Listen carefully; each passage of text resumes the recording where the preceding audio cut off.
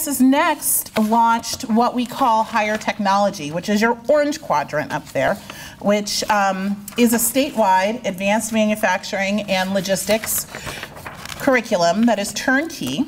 That I know Cameron was enrolled in that program, and we have about 2,000 students today that are sitting in higher technology classrooms around the state. The program was developed by industry, so they came up with a list of skills that were necessary. We then went to the State Department of Education, and we worked with them to make sure that the standards aligned with what was being needed by industry. Next, we went about developing this kind of turnkey curriculum in a box that then people like Seth Swallow and others are able to then implement in their classroom, where they receive all their training from Connexes so that there's consistent implementation and classroom quality around the state, as well as we then provide classroom assistance to those teachers as well. Those A+ partners work actively in the classrooms to help ensure that there's quality in terms of the alignment between what we've provided in the box and what's necessary in a very specific way, like from an FCC in a specific community. So it's pretty holistic, and we provide up to 15 dual credits with Ivy Tech. We also have a dual credit agreement with Vincennes University. Students earn up to 5 industry credentials, and we hope to see the program continue to grow. We're at about 102 locations around the state right now. Our goal for next year is to have about 120 locations and about 2,500 students. So we have a pretty rapid growth trajectory planned. This gives you an idea of where in the state we are partnering with schools. The orange dots are higher tech schools. The blue dots are Dream It, Do It champion schools. So now we get to why it is we're actually here today. And we're here to talk about work and learn. So the next thing that we realize as we're kind of going through this cycle of program implementation is now we've got the companies engaged, and we've got some students engaged through Dream It, Do It. They're learning the right things. Now we need to make sure that when they complete the program, they're actually plugged into employment or persisting on to post-secondary education that's relevant to advanced manufacturing and logistics. And that's when, about that same time, the Innovative Curriculum Grant opportunity came about, and we were able to test out this theory in what we're now calling Connexes Interns. So we piloted it just last summer in regions 4 and 5. We targeted having 80 students participate in our first year. Next year, we plan to grow in 2016 to 260 classrooms. So the purpose of this whole thing, again, is to make sure that we get kids engaged in the careers, that they get the proper education, and that they persist into the careers. So Connexes has this way of kind of repeating the same process for everything we do. People will get sick of me talking about our demand-driven processes, but we find that that's what's most significant. When you begin with the end in mind, as they always say, that's when you're successful. So we start with industry. And for Connexes Interns, we said, you know, what is it that you want to see in a work and learn program? The companies got together, and we benchmarked best practices from the few companies that were doing this successfully. Most of them happened to be in Region 9, but we did work with some companies from some other areas to help advise us as well. And then we sat down with the work team to scope out exactly what they were hoping to accomplish from the work and learn opportunity, as well as how best it would work in the most companies across the state. We're looking for programs that are replicable across the state, really rapidly rapid to stand up. And so we're looking for the fewest impediments and the most commonality. And so we were able to document that in our Connexes Interns framework. This is one of like the last 5 copies of this book left in our office. But not to fear, the 2016 copy is at the printer at present. So we'll have more for anyone who's interested. You can reach out to me, and my contact information will be there at the end of the presentation. The framework documents not just kind of the, you know, what is an intern, but it also says how this intern program is going to work. Okay, so there's very specific parameters about this. And there's not a lot, and I'll show them to you in a minute, but it's documented in this book. It also documents any myths out there about why it is you can't have interns in manufacturing and it flips those upside down and gives you the accurate truth about them. The book's a little thick, and the reason why, you think, 10 pages to explain an internship, but there's an appendix in the back with the relevant legal documents so that someone who wants to implement the program can just take this on over to anyone who doesn't believe them and show them what the information is. So we thought that that might be a good start when we went to launch our program. And these are some of the companies. You can't really read them, but I'll tell you that it includes large companies like Allison Transmission and BAE Systems, Caterpillar, but it also includes some smaller companies like Garrity Tool or Emerson Power Transmission. As you heard, they're from primarily regions 4 and 5 because that's where our pilot was. But we did know we were going to spread outside of those areas.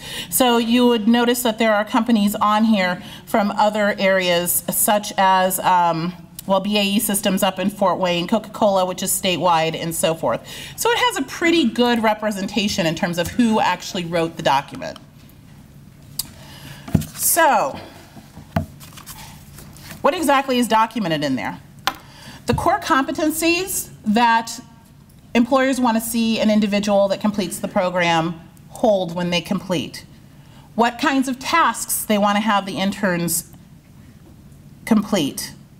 Student selection criteria, employer selection criteria. Not every employer was able to participate in this program, and I think that that was important because we were able to make sure that there were only top-tier opportunities. It also goes through just step by step, how do you onboard a high school intern, a 16-year-old? It's kind of scary to some of our employers at first. So it just kind of says what do you do and what resources are out there. We found that our Work One community provides a lot of resources to assist in that, and so we were happy to document that for them as well. And as I look through the room, I want to recognize people because I see people that are relevant, but the moment I say that, I'll miss someone. So those of you who helped with this, I really do want to thank you all for that.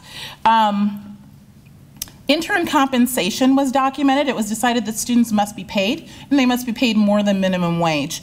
In this case, we decided to pay them $9 an hour because that was kind of a threshold that was more than minimum wage, but not so much that it might butt against full-time employees' wages in some of our smaller communities. So some of our interns earn substantially more than that. There's a minimum of $9 an hour, but some companies chose to add on to that. There's also intern summits, which are events that bring the students together to create a sense of community. That $9 an hour that I mentioned is paid 100% by Connexes in the first year, and as I mentioned, we received the Innovative Curriculum Grant, so that paid that internship compensation for the first year of our programming, and we're currently shaking the tin can for anyone who wants to contribute for those 260 students for this coming summer. But we will pay $9 an hour for the first year. Again, when we talk about scalability, industry-driven, rapidly scalable, right? The second year, employers pay 50% of the intern compensation, and the third year, the employers are on their own. The reason we did this is because taking on a high school intern for a manufacturing facility is kind of a scary thing, and we wanted to relieve one barrier, and that would be the ability to pay those students. But what we found, and you'll see in our results, 95% of participating companies say they're going to do it again. So despite the fact that in their surveys they said they were a little nervous at the beginning, now they want to do it again. They've seen how great these students are. So I think that this process is going to get us some longevity. The students work for 6 weeks, and it's full-time during the summer. I heard our friends from Goodwill mention that it's important to keep your options open. The summers are kind of the easiest time to do it. It doesn't get credit, but students who are interested in continuing on for credit can do so during the school year, and we have had some of our partners do that. Keep their students from the summer all the way through the school year so that they're earning credit. They're doing the half-day program through their school. But it does, again, allow for rapidly scalable programming that's easy to implement for the companies. The teachers are recommending the students, so the students come with that. Companies, though, interview and select the students. So one of our companies in Region 4, I'll name the wrong company, I'm sure, I think it was Caterpillar, chose to interview every single student in the region who applied for the program just to give the students an opportunity to interview, which I thought was incredibly generous of them to give that much time. And they did hire quite a few students as well. But the companies do interview them, and they do choose the students. They make sure that the students can attend the Connexes Interns summits, which occur twice during the summer. And those summits give the students an opportunity to build some camaraderie, as well as some employability skills and knowledge about transitioning to post-secondary education. Throughout the whole thing, Connexes provides counsel to the teachers, the companies, the students, to ensure that the program goes off, hopefully, without too many hiccups. Students that participate in this program are good, strong students. We're looking for students who are at least 16 years of years of age or old, and that's because that is what's required in law for manufacturing. They need to either have gone through Project Lead the Way or Higher Technology, or in certain regions, if the companies want to come together and approve a specific program, say at a career center, they can do that as well. But we know that Project Lead the Way and Higher Tech have a certain baseline of consistency and knowledge. They have to be a rising junior or senior because we want to make sure that we can help them transition. So if we hire folks that have already graduated, it's going to be more difficult to get them into post-secondary and so forth. They need to have a 2.0 in school because we know not everybody is a great stellar student, but they need to have a 3.0 in their relevant coursework. So we're looking for students who are very interested in the program and in the careers. They need to provide their own transportation, so I'll answer that question up front. And they need to have good, strong employability skills, which are typically demonstrated through the internship process. So both the students and the companies apply for the program. This is an example of what else was put into the book.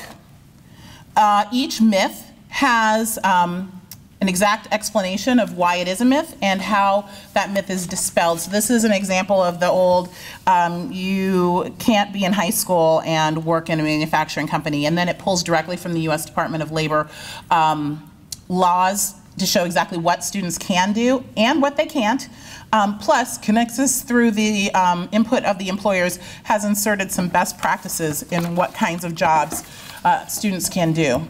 Again, this is a job description that came from Haynes International. They had 3 interns, a safety intern, a freight cost analysis intern, and they also had a process standards development intern. These are strong job descriptions. Some of the things are to conduct time studies on various manufacturing operations to identify waste, develop standard process times based on observations, utilize lean tools to eliminate waste in the process. The freight cost analysis intern analyzed and understood their logistics agreements, conducted research to understand industry best practices, used Pareto analysis on all freight charges to determine proper focus. How many of you know what Pareto analysis is or how to utilize it to analyze all freight charges? These kids had excellent experiences this past summer. So much so that we were really proud when Aaron and Kelsey were featured in US News and World Report. These 2 students were working at Volstapine Rotec up in Lafayette, and they were working on a scrap metal tracking project, and they ended up in national publications. So we couldn't be more proud, and we know that our students are doing well, and they have these excellent opportunities out there in the field. These are some photos from our summits. Again, we bring the students together. This year we did it at Purdue one day. We took them to Rolls-Royce another day. They worked on employability skills, teamwork on the ropes courses. They worked on their interview, sales pitch. They worked directly with industry one-on-one as they put together their messaging and so forth. So, what did our pilot yield? Where did we get to? What did we learn? Well, we selected 84 interns. You'll remember we had budget for 80, but we couldn't quite cut it down to the end. But we had 203 students apply. So the teachers that we're working with did a really great job of submitting qualified applicants to us. We selected 30 companies to work with from the 42 companies that originally applied. So 12 companies did not end up working with us. It gave us an amazing opportunity to determine the best job descriptions. You know, I just showed you those from Haynes, how outstanding they were. We had 110 job descriptions submitted to us. And again, that resulted in the 84 positions for those interns. We had 42 high schools submit students to us. 30 high schools were represented amongst the 84 interns, and we did hold our 2 summits. We did a survey, a pre and a post survey. I think the most important 2 stats on this are that we had a 40% increase in the number of students who are now committed to advanced manufacturing and logistics careers moving forward. And as I mentioned, 95% of our companies are going to return. Thank you.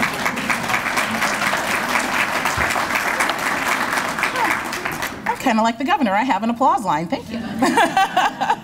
My contact information is up there. I have made it. Amy will be proud of me with 20 minutes and 34 seconds. So. Stop the landing. Thank you.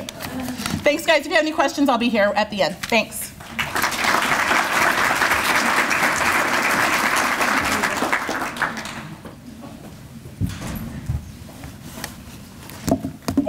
Thanks so much, Claudia. I really appreciate it. Okay, so we have one more speaker, and then we'll take a break before we finish our afternoon presentations. So next is Chris Lowry. Chris should be making his way. Yep. Chris is the Chancellor of the Columbus Southeast region of the Ivy Tech Community College. He's got 4 primary sites and then 5 additional sites as his responsibility. He has, before that, had business experience as well as experience in government. So he's got kind of the trifecta, which is, I think, fantastic about Chris, among other things.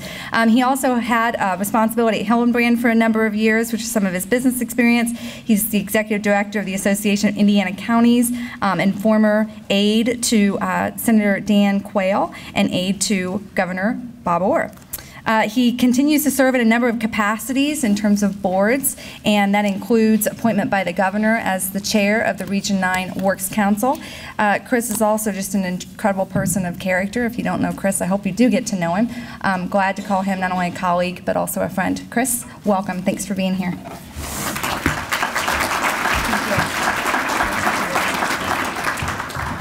Wow, thank you, Jackie. It's so nice of you to ask me to be here today. Commissioner Braun, I don't know, a few weeks ago said, hey, could you do this thing?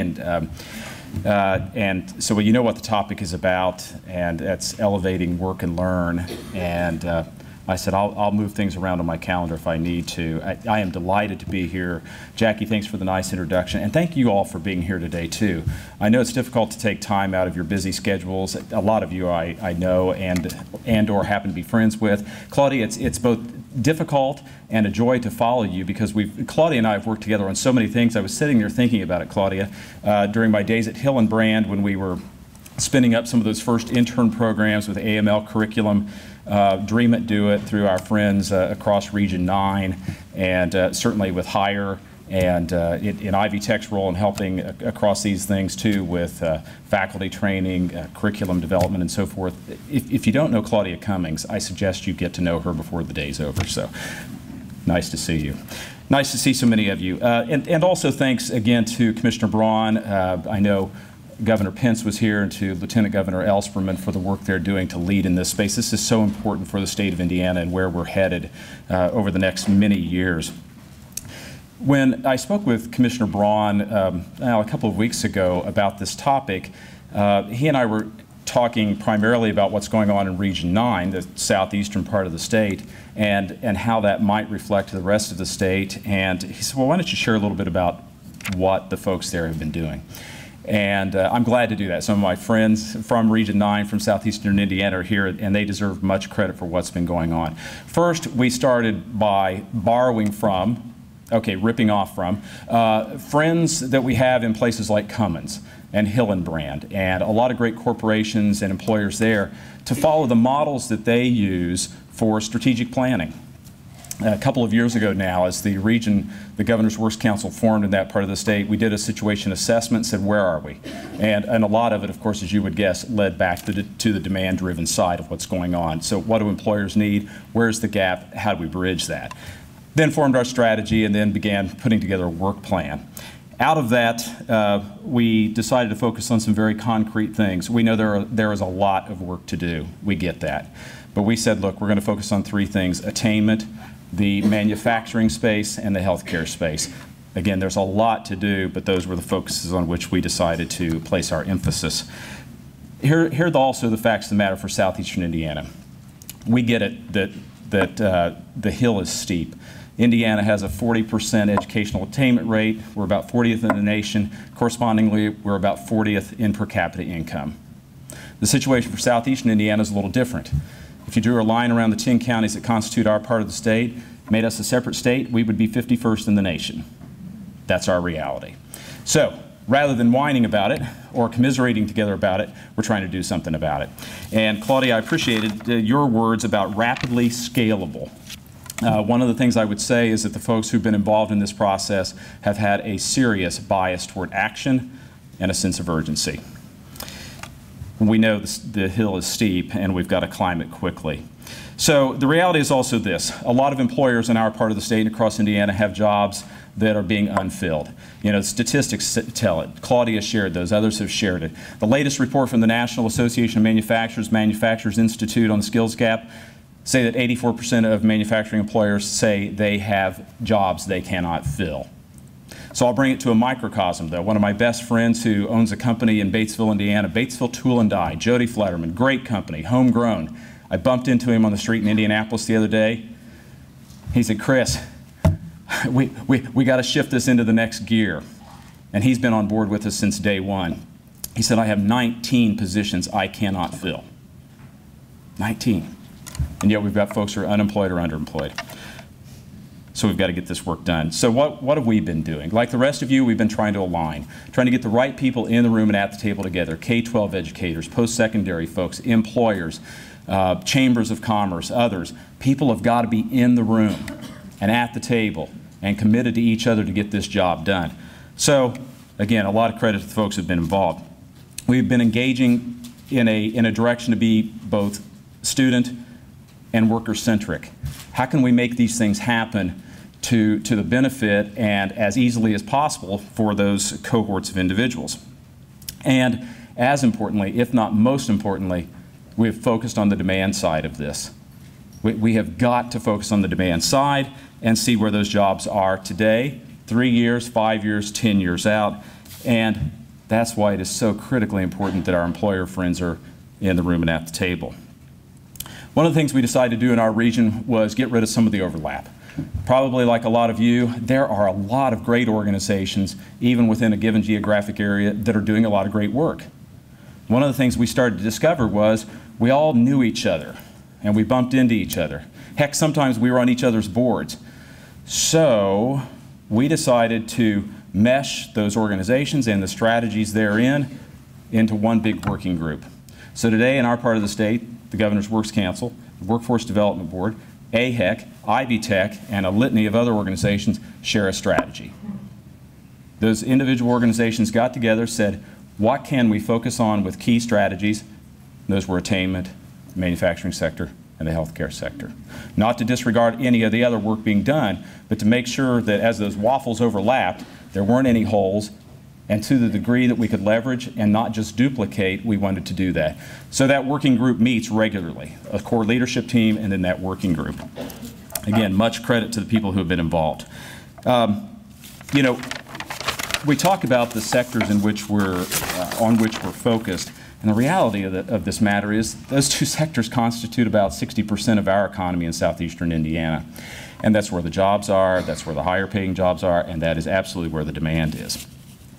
Let me spend just a quick moment on the attainment side because I want to talk principally about manufacturing as an example of what we're trying to do as a region. But on attainment first, here's some things that we're trying to seize, and I assume all of you in the room are doing the same thing, so if I'm redundant to what you're doing, I apologize. But we do think a couple of unique things are happening, and much so because of the spirit of cooperation between K-12 and post-secondary. Most of you probably know in 2012 a law was passed that says the four-year institutions in our state must accept fully a block of 30 credits referred to the Transfer General Education Core. So a four-year institution must accept as a block this 30 hours worth of credit. That prevents anyone from kind of cherry picking that could occur, may not occur, geared toward the four-year institutions, the state-supported four-year institutions. Passed in 12, started being implemented in 13. Our region decided we wanted to seize that, and we wanted to seize it in a very serious way, post-secondary and K-12. Let me give you an example of where that's going extremely well. It's going on in over a dozen high schools across southeastern Indiana, and perhaps the place where we're seeing the most rapid and highest impact is in Madison. I don't know if anybody here is from Madison. I should have looked at the list beforehand. They're just doing something extraordinary at Madison High School, and they're doing it in cooperation with and in partnership with Ivy Tech. Students who are taking their dual credit curriculum at the high school are now also taking the 1.2-mile drive down the road, down the highway, to the Ivy Tech campus during the day, during the school day, to complete that curriculum they're not otherwise able to take at the high school. Let me give you the quick bottom line on this. This past May, one senior high school student from Madison graduated with the 30-block core Transfer General Education Core. One student. Good student, great kid. He spoke at our commencement down there this spring too, by the way, the Ivy Tech commencement. This coming May, assuming something doesn't go off track, 79 kids from Madison High School will have that Transfer General Education Core. That's a full year's worth of college credit. That's worth $20,000 to $25,000 per kid at a state institution, and as you know, at a much higher rate at a private institution. That's